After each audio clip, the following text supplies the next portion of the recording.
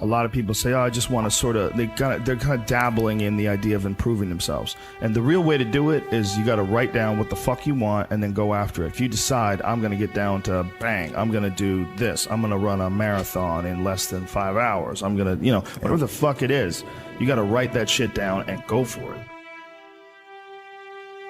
Well, my workout, I schedule every Sunday. I schedule everything that I'm going to do during the week. I say I have to do yoga 2 times this week. I have to lift weights 3 times this week. I have to run twice this week.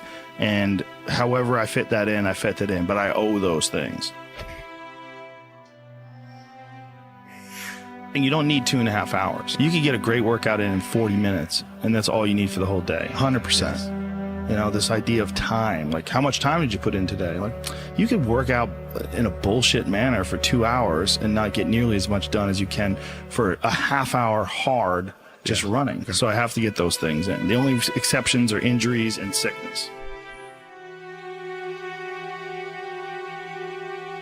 I do everything that I can to put my body and my brain in a good place so that I'm keeping my engine smooth. I'm changing my oil, I'm changing my spark plugs, I'm making sure that it's operating. I mean, it's not going to be perfect, but I know that I've done my best to keep it working the best that it can.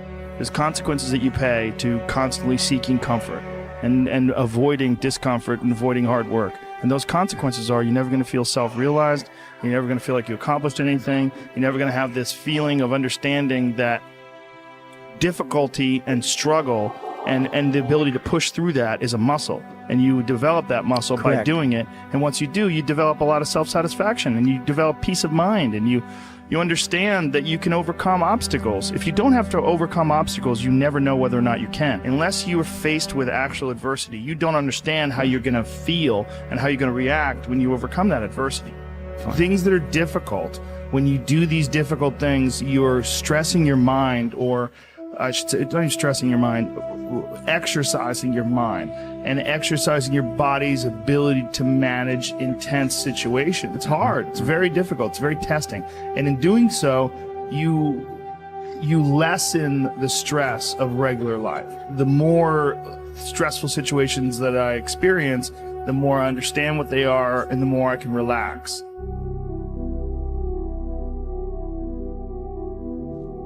But it's also like a matter of constantly being exposed to these stressful situations where there's not a long break in between doing stand-up or a long break in between martial arts training where to the point where anxiety can build up, and then once you get into it, it's almost an unusual situation instead of a usual one. What I tell people is the best advice that I've ever heard, the best advice I ever came up with, is that live your life like you're the hero in your movie. And right now is when the fucking movie starts and your life is a shitbag disaster. Pretend you are, right now, you're in the part of the movie that starts and it shows you as a fucking loser. And just decide not to be a loser anymore. Live your life like there's a documentary crew following you around and you are analyzing your own behavior. Do what you would want to do so that your kids one day would look back at it and see that documentary and look on it with pride, like, wow, my dad was a bad motherfucker. He really did what he had to do. Wow, my mom really got her shit together. I love a success story, but even more than a success story, I like a dude who fucks his life up and then gets it back together again story. Those are my favorite stories. And the way to do that, you gotta write shit down. You gotta think that you are the hero in your own fucking movie, and then you gotta sit down and you gotta write shit down. Write down what you need to do.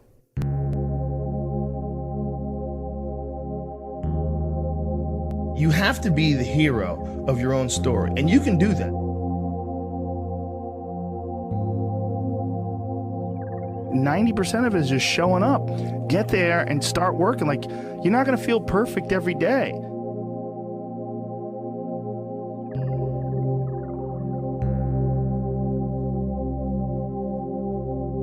There's gotta be those days you push through. And they're probably gonna be more numerous than the days you don't. And so the benefit of discipline in my eyes has always been that through discipline, I get things done.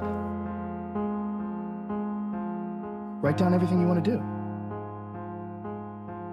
This is what I want you to do. Write down what you would like to fix about your life. And then just, if you're 30 pounds overweight, you want to lose 30 pounds, do it the right way. Go start eating vegetables, monitor your calories, write down what you eat, exercise every day, force yourself to do it. The brain is the general, the troops of the body, and you get up and you do it. And then you get to write it down. Our bodies, for whatever reason, most people, their associations are to avoid anything that's uncomfortable.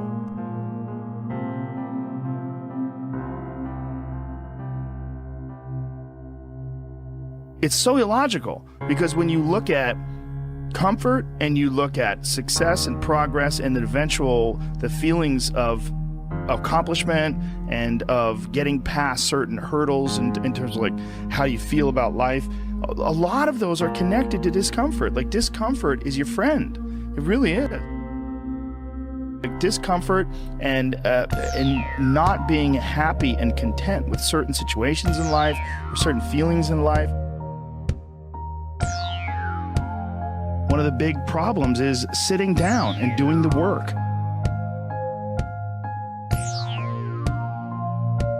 And he labels it like an enemy. He calls it resistance, you know, and that you have to sit down, you have to overcome resistance, and that the pro goes to work.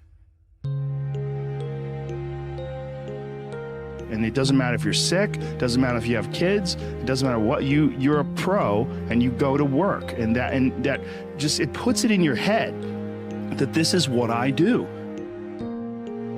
You have pride in that. And then when you are in front of that keyboard and you look down the count, it says put 1,000 words in, you're doing the work. Yeah. And out of that work, gems blossom. And it's about resistance that people feel when you should write, or you should paint, or whatever you should sculpt, whatever these things are that you pursue. And that there's this thing that comes up that tries to keep you from doing that. This resistance. You're not a hero in your own eyes. You're not someone who you respect.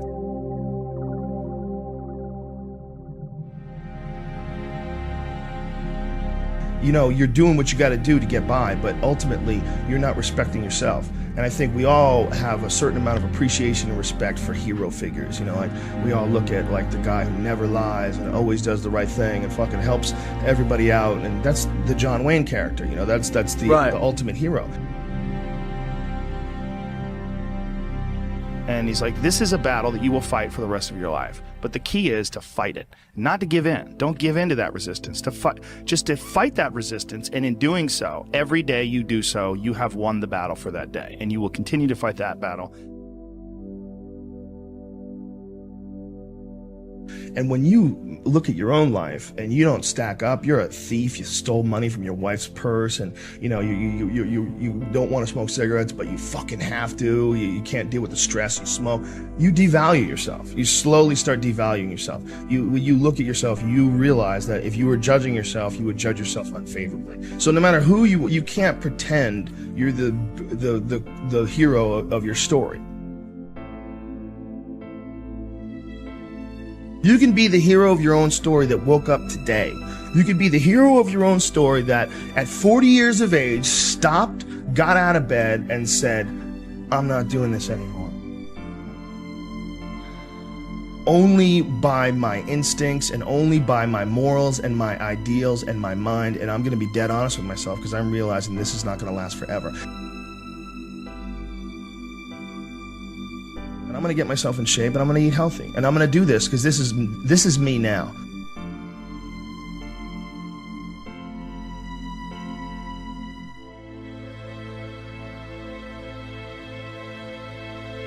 I decide that this is me.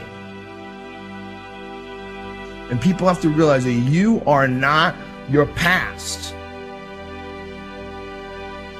You are not all the times you fucked up. You're not all the times you were drunk. That's not you. What you are the person who's learned from a great deal of experience.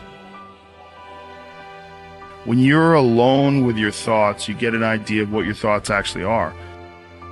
If you live your life just acting constantly on the momentum of other people's expectations, of you wanting to be liked by these other people, you can run into a trap, and you set up a life that you didn't really want. Your life is certainly some sort of a journey. It's certainly some sort of a journey. You're trapped in this situation where you have a mortgage, you've got credit card bills, you've got student loans you have to pay, you have a bunch of shit going on that you have to continue to feed. And all that, and especially if you have a family and you have to feed them, oh my goodness. Then you're fully locked in. You can't take any chances whatsoever. And oftentimes people make the mistake of getting stuck. And it is just a tactical mistake, just like it would be a mistake if you got stuck on a video game. Just like it would be a mistake if you followed a map incorrectly and you get stuck in the woods.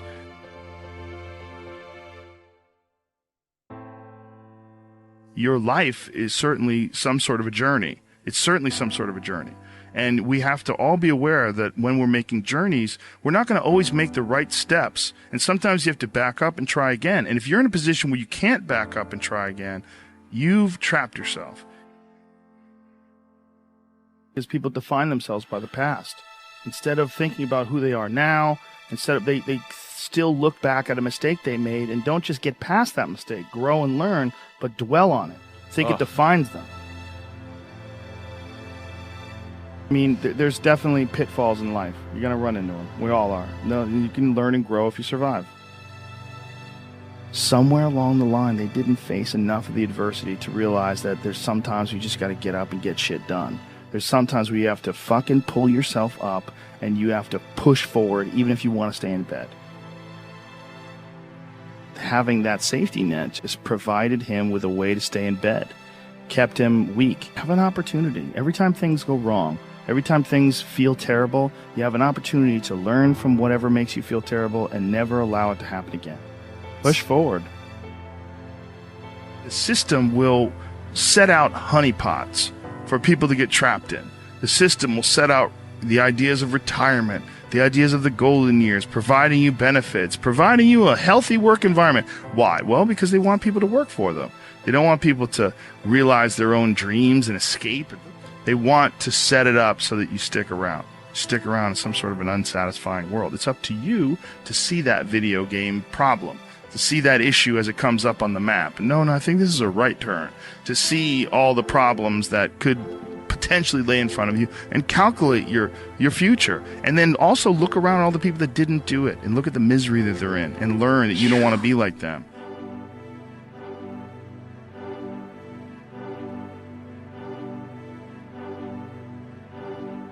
And most people get stuck in these patterns, or they define themselves as a person who doesn't follow through on their ideas, or a person who doesn't pursue their real interests and loves.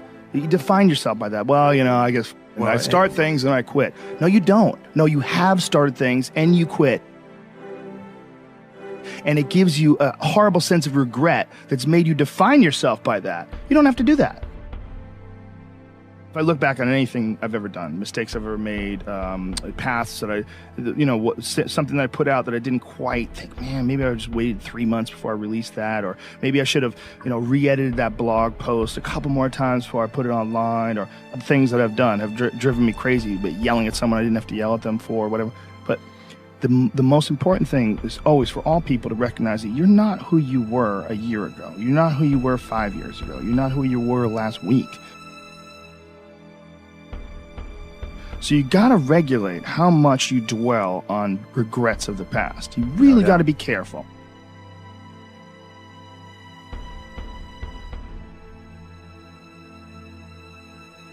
It's also directly proportionate to the amount of hardships that people face in life, their ability to face hardships. And there's a lot of folks that live life on a cushy cloud of marshmallows and bullshit, and then one day something goes wrong. And then look at the people that have kind of taken chances and navigated their way. What did they do differently than you? What insight into their own mistakes are they willing to delve into that you're not, that you step back and you go, I just don't want to look at myself that closely. But the person who's able to look at themselves the closest is going to get the more rational results. There's a great feeling in overcoming these difficult things, because life is never this just constant state of, I'm at a 9 all day, and when I'm with my wife, I hit 10. Yay! And I stay like that. That's not real. It all comes from life lessons, and the lessons are learned through struggle. And I think that there's a lot of people out there that think somehow or another you're going to get to some place where you're living in silk sheets and you're getting your toes done while someone's dropping grapes into your mouth. I don't want that. I've never wanted that. That guy's not going to be happy. You have been fed this line of horse shit that you're supposed to seek comfort. And I don't think you are. I think you're supposed to seek lessons, and you're supposed to seek difficult tasks and accomplishments. And through those things and through doing things that are hard to do. Because if I just think, well, tomorrow I'm just going to coast and eat Twinkies and watch TV. Oh, hello, sadness, my old friend. Hello, depression. And we can pretend that we're something other than what we really are. And we can pretend, nah, me, man, I'm just cool, just chilling, doing nothing.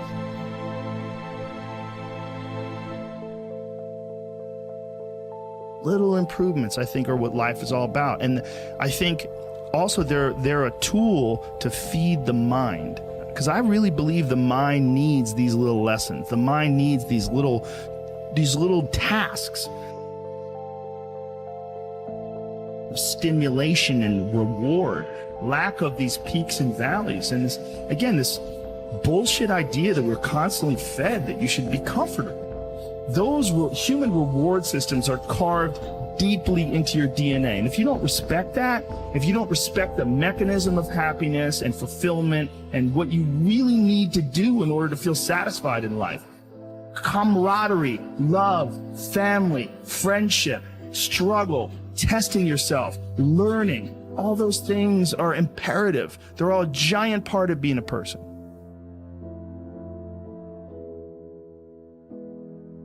Improvements over things. That's why doing difficult things is good. Your mind has to seek discomfort. It has to seek these difficult tasks. You have to enjoy it. And you have to figure out a way to make your mind enjoy those things. And some people it comes easy and some people it doesn't. Some people it takes a long time. I always tell people the best thing you could ever do is force yourself to a schedule. Just write it down. Like today I have to do an hour on the treadmill. I have to do an hour.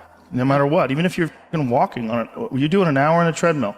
The next time you're going to do it, just, okay, you did an hour and this is the amount of miles you got in. Next time you're going to, add 3 miles. Put an extra 3 miles in that 1 hour. And just keep doing things like that. Write down, today I'm going to do 100 push-ups, and I'm going to do 100 sit-ups, and I'm going to do 100 chin-ups. That's today. And then force yourself to adhere to a schedule. Make a Monday, Wednesday, Friday workout schedule. Give yourself some time off, Like don't even crush yourself to the point where you can't do it. Make it so that you really appreciate those Tuesdays and Thursdays. But on Monday, Wednesday, and Friday, you're going to get after it, and this is what you're going to do. Most people just try to go work out, and you're kind of aimless, and you show up, and you pick up the jump rope, and you jump a little rope, maybe you hit the heavy bag a little bit, maybe you do some curls, but you don't really have an aim. That's why people like to hire trainers, because a trainer will tell you what to do. Well, you can tell yourself what to do. If you don't have money for a trainer, you don't even have to have fucking equipment. With bodyweight squats, sit-ups, chin-ups, push-ups, you could give yourself a brutal full bodyweight workout. And you can find these for free on YouTube. There's a ton of them. There's a ton of these bodyweight workouts you could do. Just force yourself. Write it down. Monday, Wednesday, and Friday, I'm going to do 100 push-ups. I'm going to do 100 chin-ups. I'm going to do 100 sit-ups. Even if it takes me all fucking day. Even if I have to do 10 and 10 and 10 and keep going all day, just that's what you do. Do 10 push-ups, take a break for 20 minutes, do another 10. But get those 100 in. I don't believe in half-assing things. This life is short. If you get into something, get into it. And if you're not into it, don't be into it. And I think that insanity and greatness are next door neighbors, and they borrow each other's sugar. That's my that's what I've always said. There's something about mastery, like true mastery, that requires you to shut off massive areas of your life. There's a lot of people that are scared of their ability to do something that's difficult. I don't know if I could force myself to be disciplined. I don't know if I could force myself to take that kind of action. Well, if you do force yourself to take that kind of action, you don't have that question anymore. That question, I don't know if I can do it. Well, you're doing it. So you obviously do it. Can you do it tomorrow? We did it today. Or can you do it tomorrow? Just do it. You get so much more benefit out of a struggle that you choose to embark in versus a struggle that life throws upon you. Get out there and go and do something. Just go. And then in the middle of doing it, it'll become easy. Even if it's not easy, even if it's hard, it's easier than not doing it and wishing that you had done it.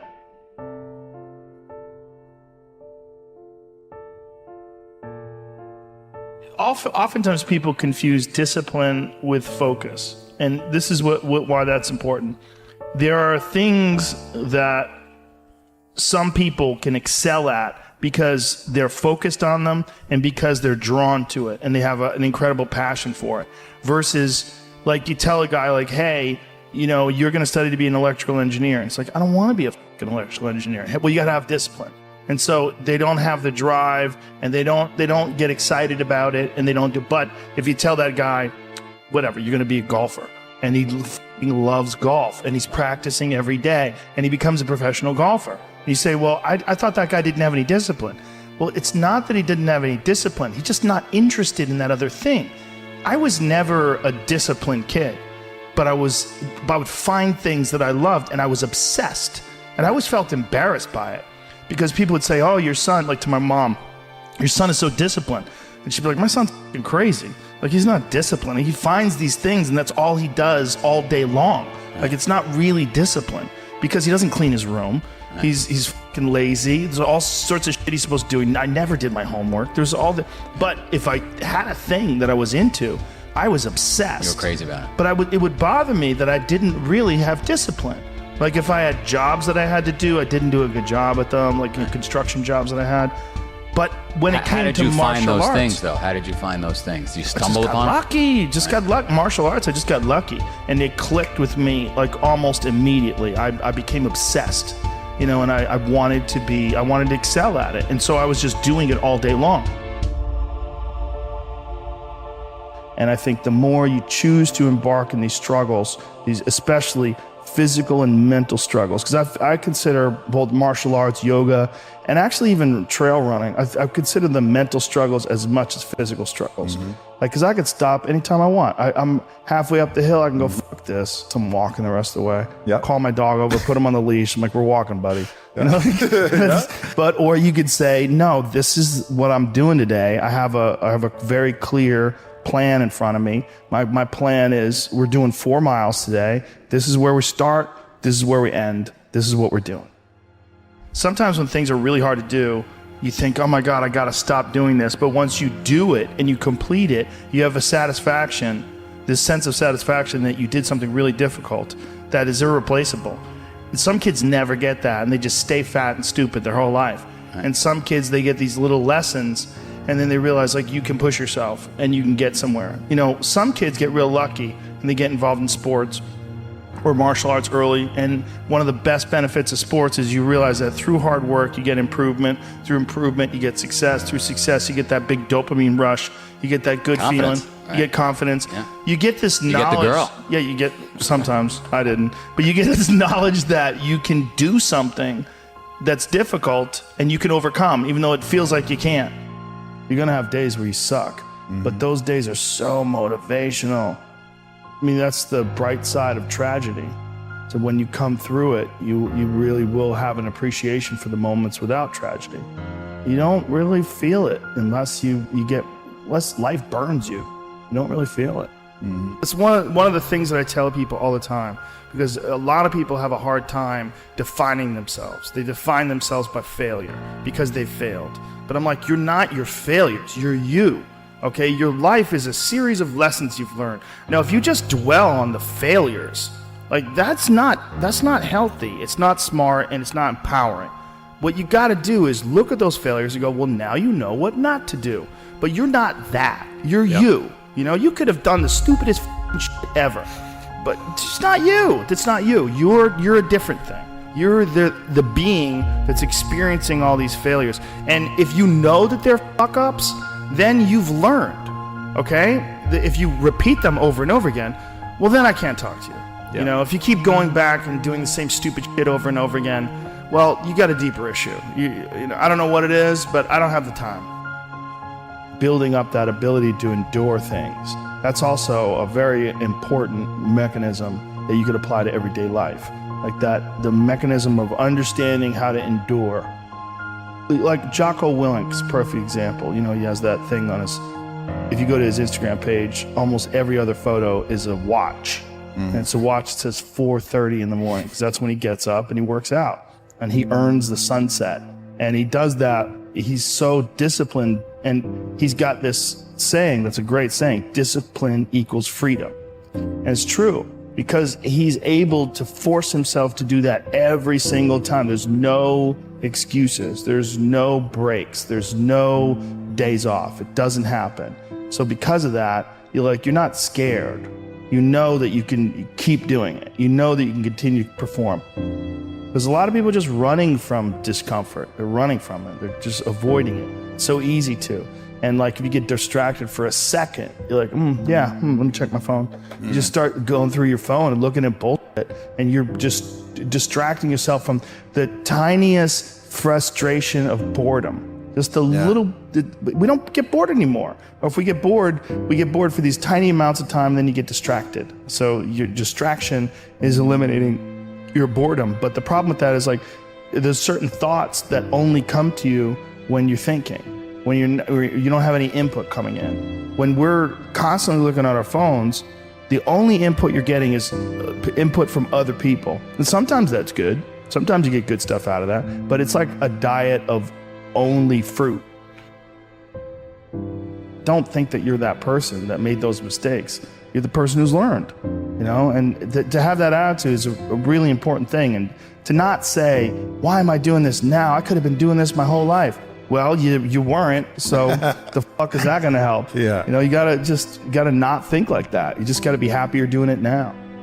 Well, I think the one thing that discipline definitely does help you with is it helps you get things done.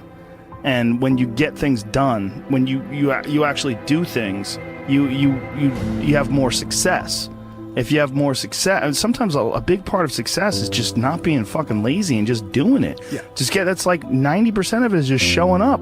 Get there and start working. Like, you're not going to feel perfect every day. If I only worked out when I felt good, I'd be a fat fuck. Because there's a lot of days I don't want to do it. It's pretty much the same with everybody that actually gets good at something. There's got to be those days you push through, and they're probably going to be more numerous than the days you don't. And so the benefit of discipline in my eyes has always been that through discipline I get things done.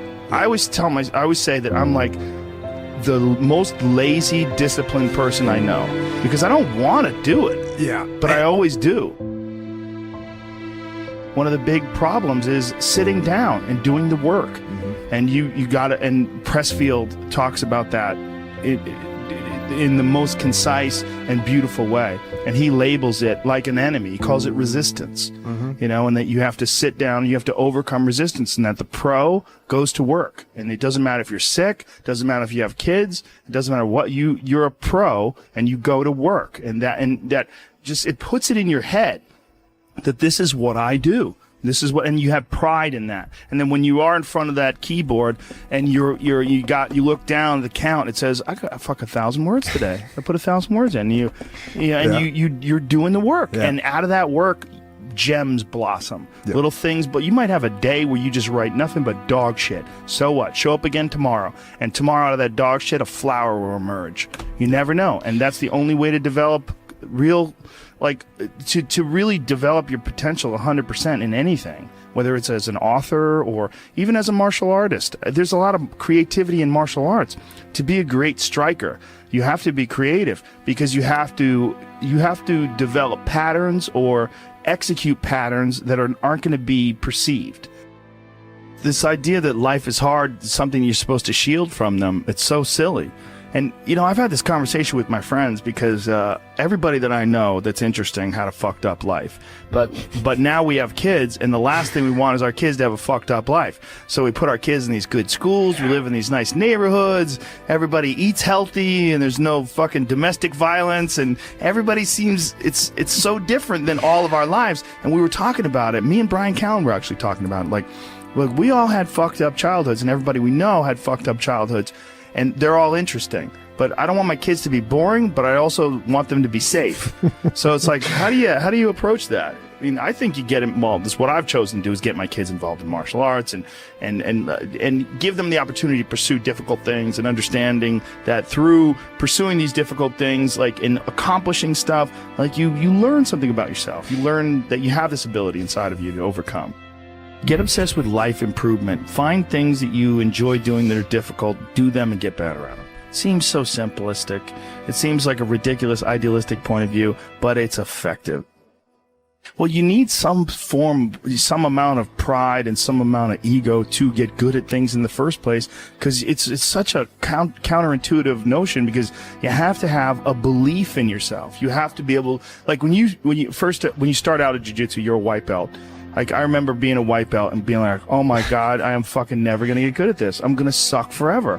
But to look at people who are better than you and know they had to have sucked at one point in time. Okay, there's somewhere along the end of this tunnel, there's got to be a light. I just got to keep going. Yeah. And that takes ego, and right? Ego, yeah, I was going to say, I mean, ego drives, you to be successful, me to be successful. Ego is what's driving you. The problem is when you let ego go too far. Yeah. And, everything takes balance. I mean, there's a dichotomy in everything. Every part of you has a dichotomy. You can get so into the physical aspects of things that you end up like doing a bunch of steroids and going crazy and ruining your health. Right? Yeah. That's not good. Right. The other end of the spectrum, you can sit around and play video games and turn into a...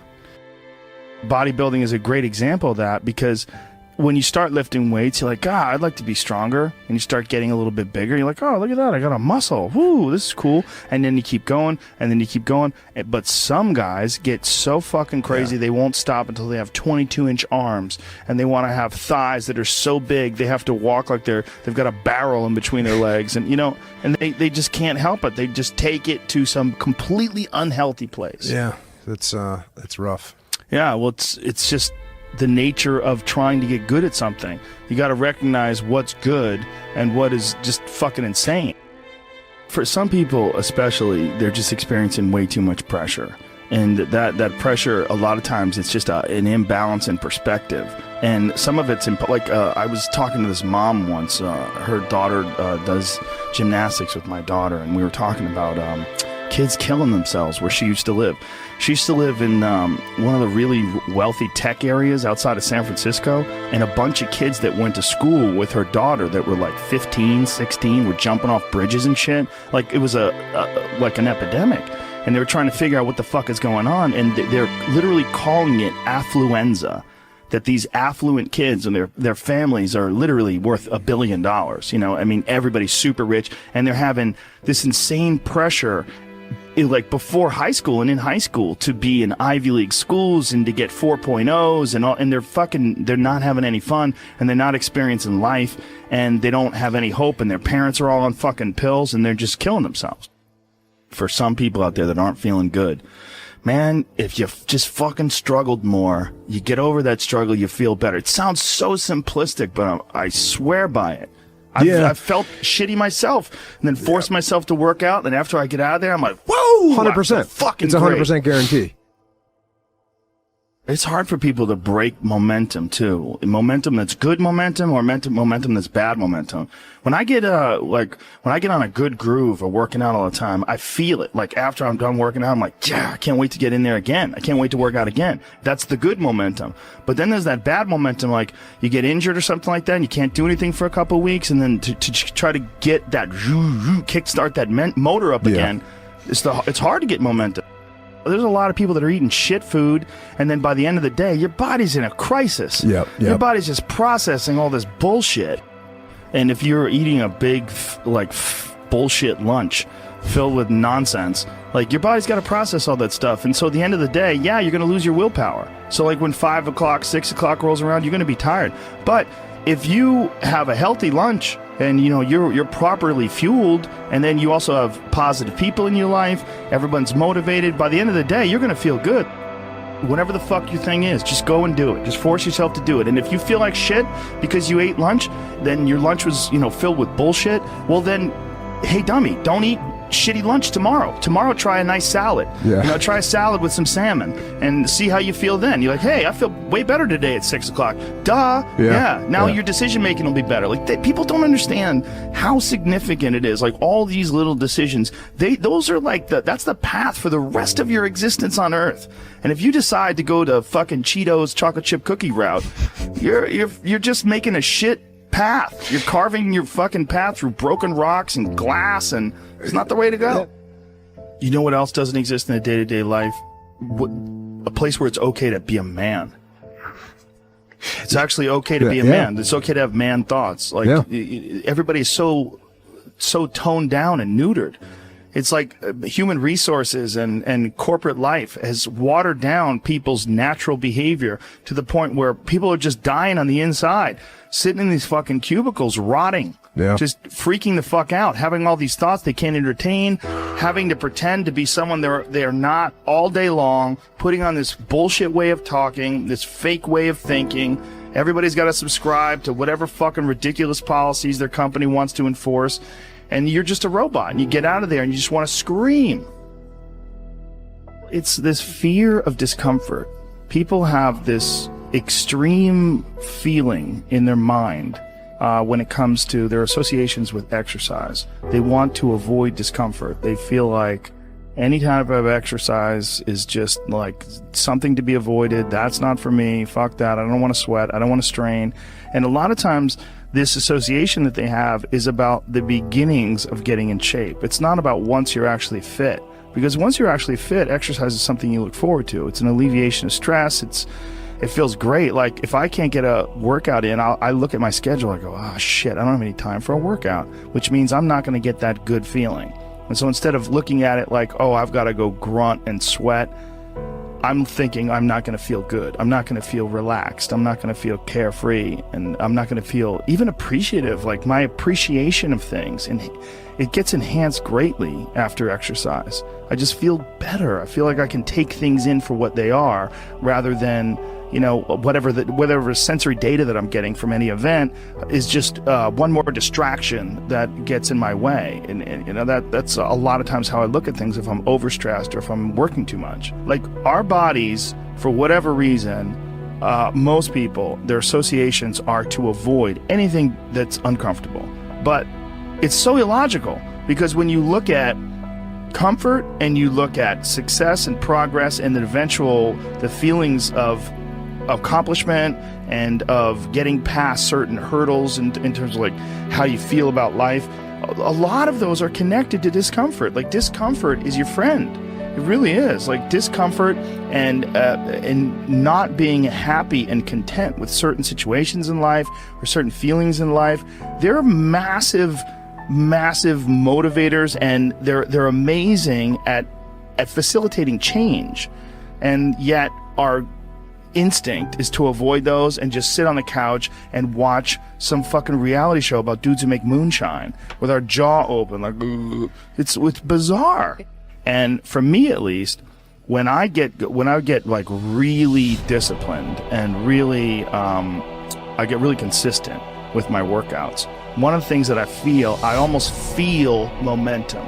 I feel like there's like a push behind me, like, all right, like after I get out of the gym, I have a really good workout, I'm like, yeah, now I'm doing it all the time now, and I'm looking forward to the next time. And it makes that resistance much weaker, and it makes my motivation and my discipline much stronger.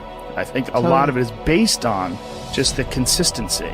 You know, it's one of the things that I talked about recently on the podcast. I said, you know, like, blowing something off, it's not just not good. Like, blowing off an exercise that you planned is not just bad for you physically, it's also bad mentally, because then that option is now available. The option to fuck off is available. and you did it before, and you're probably going to do it again, and you'll get mediocre results, not just in that aspect of your life, but maybe in all aspects of your life. Because I think that option to fuck off, when you embrace it, that is a pathway that you might choose when it comes to dealing with conflict in your personal life, dealing with business decisions, dealing with career decisions, like an uncomfortable decision that you might be faced with, where maybe you need to make a change as far as like what your pathway is in life, but you don't do it. Instead, you fuck off. And that the inclination to fuck off, I think, that gathers momentum as well. The inclination to be disciplined, that comes with momentum too. And I think both things, like you take a path, like the path of the healthy person or the path of the fuck off. Like this is not, like your body is like a race car that you can juice up yourself. Like you can add the fat tires, you can add the improved suspension, you can beef up the horsepower in the engine. You could do all that yourself. Or you could just choose to have this shitty body that's always falling apart on you, because we're essentially ecosystems. You know, and we're in charge. This weird consciousness that has all this resistance and has all this inclination towards comfort and fucking off and blowing things off is what is in charge of making all these things happen that keep this ecosystem healthy. It's almost like if Earth itself had like a shitty manager. You know, if like there was a natural manager of Earth that was like, oh God, who cares if it rains? Oh God, you know, like I'm gonna stop growing things. I don't give a shit anymore. It's all stupid anyway. I mean, it's literally like the just blow it up. Yeah. Fuck it. Let's just kill all the life. It's all gonna die eventually. I mean, the sun only lasts 7 billion years. You see, that is the perspective a lot of people take with aging, where it's like, well, you're gonna die, you're gonna age, you can't stop aging. And it's like, yes, you're right, but that's not the point. The point is to age better.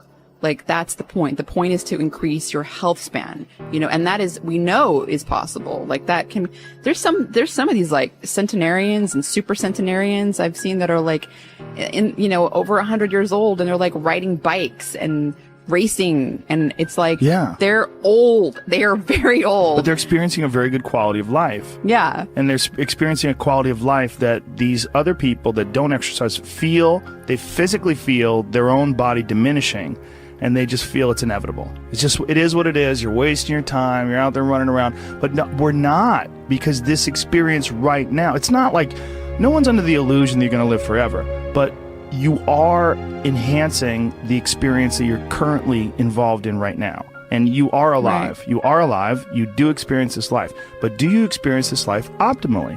Is it as enjoyable as it can be? And we all know that there's a spectrum for that enjoyability. Like, we've all had times in our life where it's not been so great. And then times in our life where everything came together, like, what a fucking great day. Woo!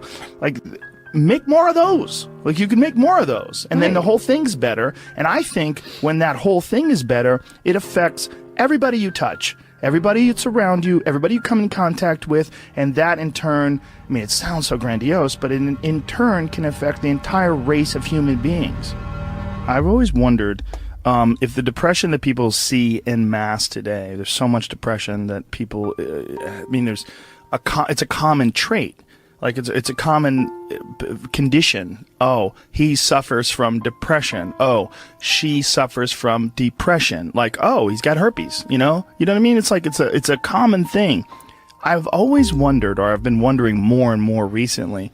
It really hit me when, have you ever seen Heinmo's Arctic Adventure? This guy lives in this incredibly remote area of the Arctic National Wildlife Refuge in the Alaskan interior, and he lives in this really small log cabin, and he hunts and gathers, and that's all he does. And he's very smart.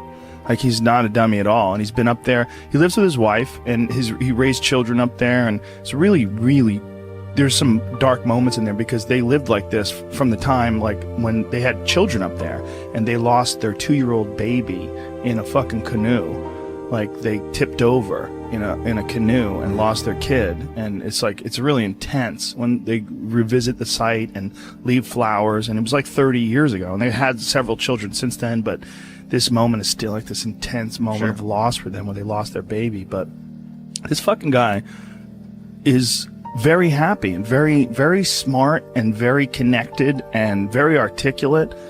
And he firmly believes that human beings, when we evolved and developed and were hunter-gatherers, that there's a set of rewards. There's reward systems that are set up inside the human body, inside the very being that we embody, that don't get met in today's society. And that's one of the things that's causing depression. One of the things that's causing this funk that people are in is that we're living our lives, many of us at least, in these very unfulfilling ways, where you're going to this office with artificial light and you're doing something you don't want to do all day long, and then you get home and you're tired. And on top of that, you're eating shit.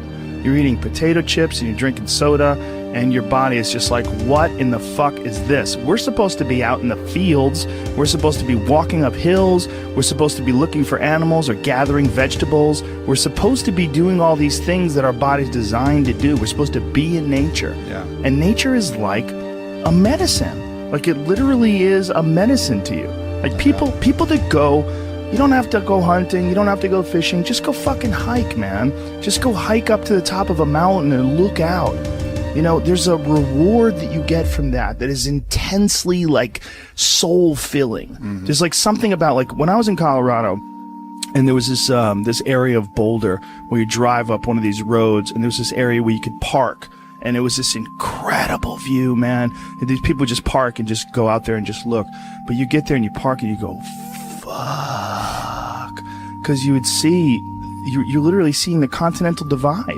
These snow-capped mountains in July. Yeah. In July, it's covered with snow because those mountains don't give a fuck. Perspective. Oh. You know, just this whole new perspective on it. And I think nature, I think the ease of suffering is always in presentness. You know, when you're in presentness, truly locked in presentness, there is no suffering. There can be pain, but no suffering. Suffering is something created by our own minds. And I think nature is one of the great ways to do this, because humans, we take cues from our environment. And nature, as I was saying earlier, is always in the present.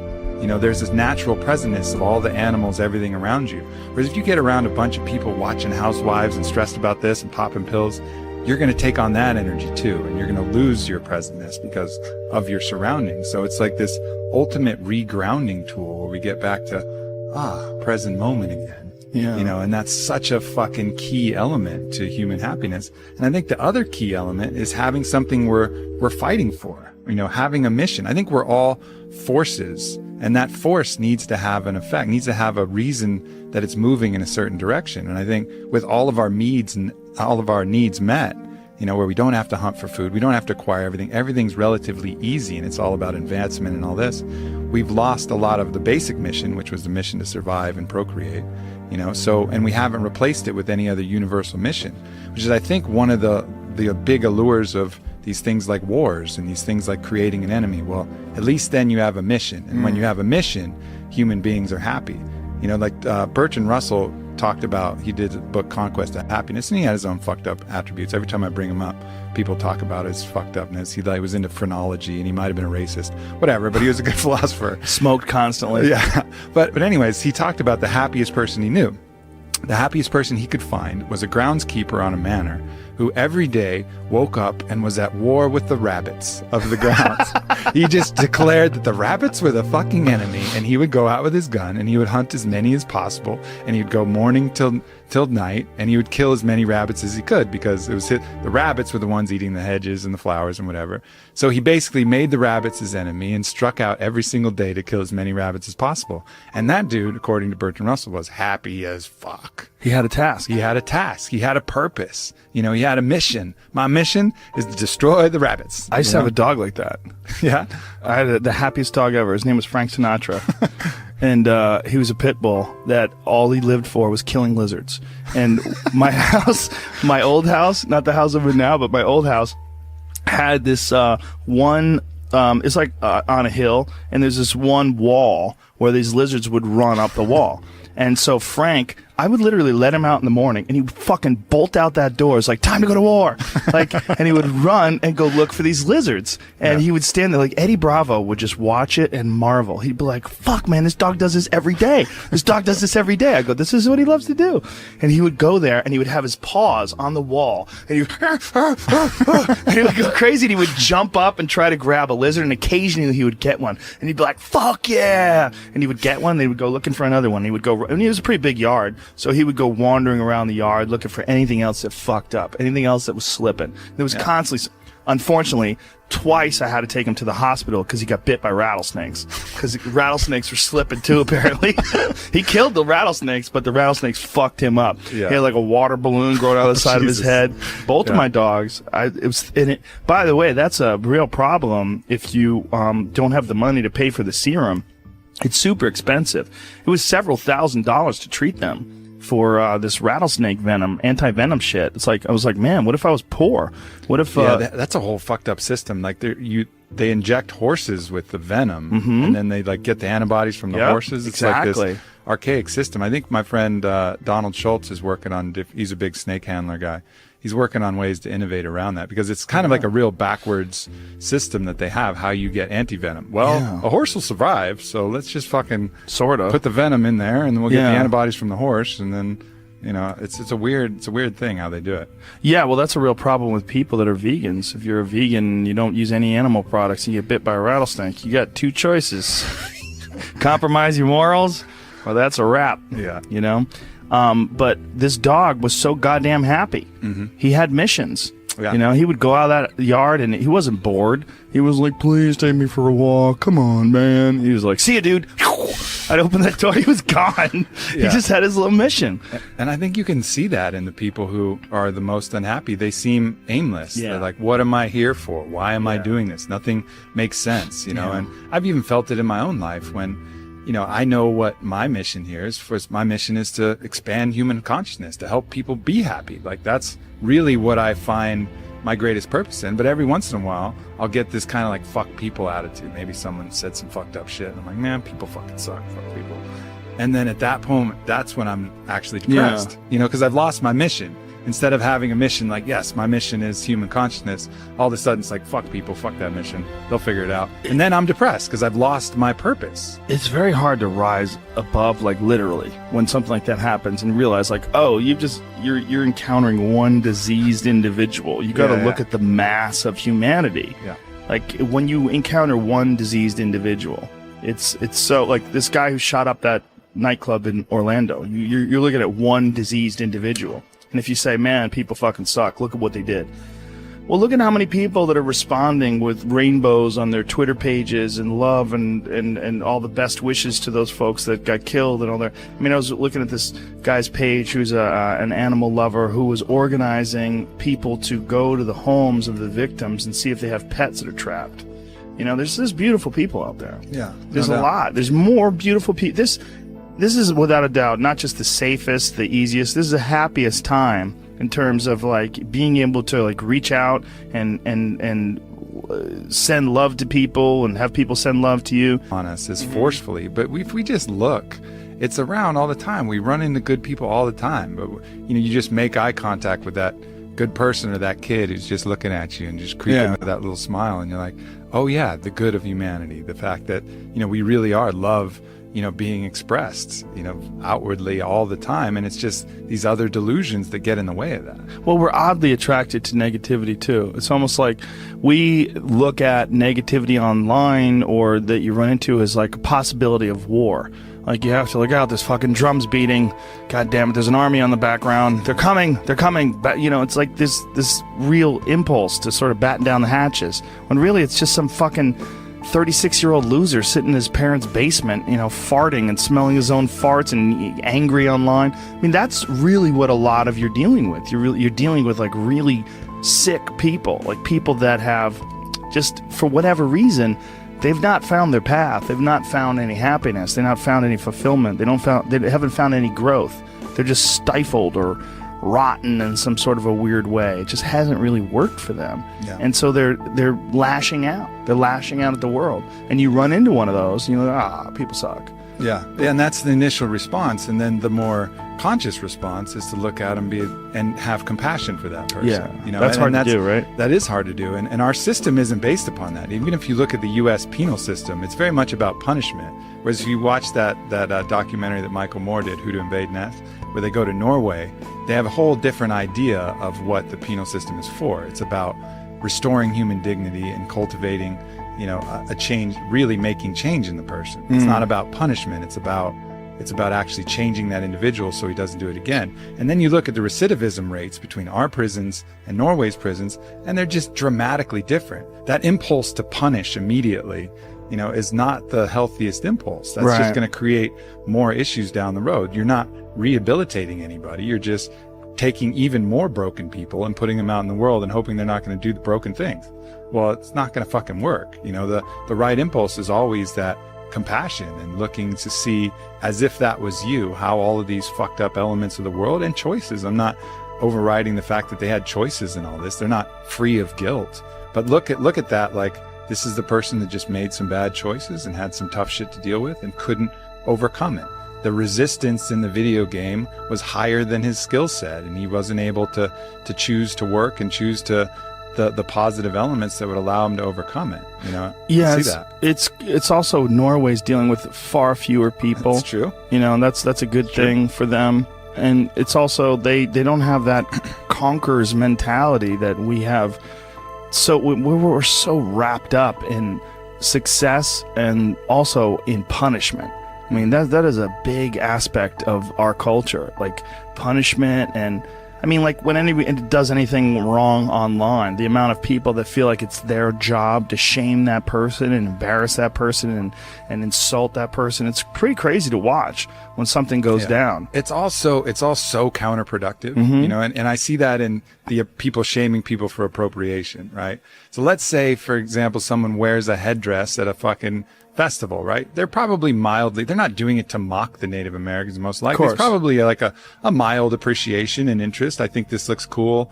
I'm in a place and, you know, and then all of a sudden they get all this intense hate and shame and putting all of this stuff, all of these intentions on them that weren't true. Again, going back to my point about morality, it's not about the act. It's about the intentions of the act. But right now we make it all about the act. Oh, you wore this headdress. That means you're insulting thousands of years of Native Americans. You're oppressing, you're appropriating. Like, no, I fucking wasn't. I was wearing a fucking headdress. But then all of a sudden that imprint will create trauma, and that trauma will have a poisonous impact that will make them feel weird and make them want to do that to other people. So it's like you're injecting someone with a hate virus, you know, that they're going to then pass on to other people rather than doing the opposite, you know, spreading the love herpes where it's this contagious positivity that goes the other way. And we have those choices with how to deal with people, but more often than not, we come with this thing to punish and create more trauma, which triggers their own self-judge and their own self-hate, lowers their own self-love, and then they're going to pass that off to